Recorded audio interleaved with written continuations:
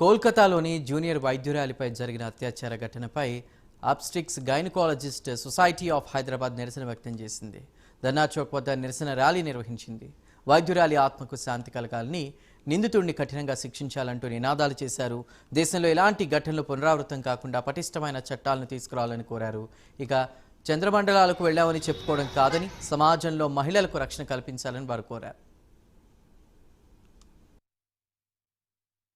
నేను గైనకాలజిస్ట్, మా obstetric gynaec society of Hyderabad state president, national FOGSI president ఉండే. నేను ఇప్పుడు ఇంటర్నేషనల్ ఫీగో అంటే అంతర్జాతీయ గైనకాలజీ సంఘానికి ట్రెజరర్.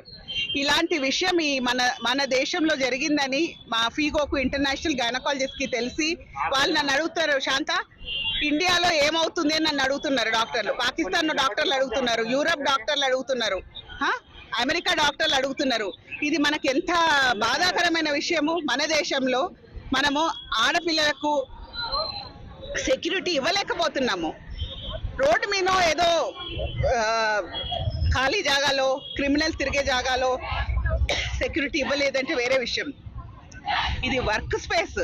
అమ్మాయి హాస్పిటల్లో డ్యూటీ చేస్తుంటే రేప్ చేసి మర్డర్ చేయడము, ఇంతకన్నా హీనమైన పరిస్థితి అమ్మాయిలకు రాదు. సొసైటీ మేలుకొని ఇలాంటి వైలెన్స్ అగైన్స్ విమెన్ కాకుండా ఆపితే తప్ప మన దేశం బాగుపడదు. ఇండియన్ చెస్ సొసైటీ తెలంగాణ రాష్ట్రానికి అధ్యక్షుడిగా ఉన్నాను. అట్లానే నేషనల్ సొసైటీకి ట్రెజరర్గా, అంతర్జాతీయ దానికి గ్లోబల్ చైర్మన్గా కూడా ఉన్నాను.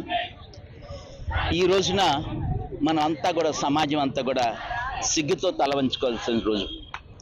కేవలం ఒక డాక్టర్కి జరిగిన అన్యాయం కాదు ఇది. ప్రపంచంలో ఉన్న అన్ని మహిళలు కూడా పట్ల జరిగిన అన్యాయంగా మేము భావిస్తూ ఉన్నాం. కేవలం డాక్టర్లే ముందుకు రావాల్సిన పరిస్థితి కాదు.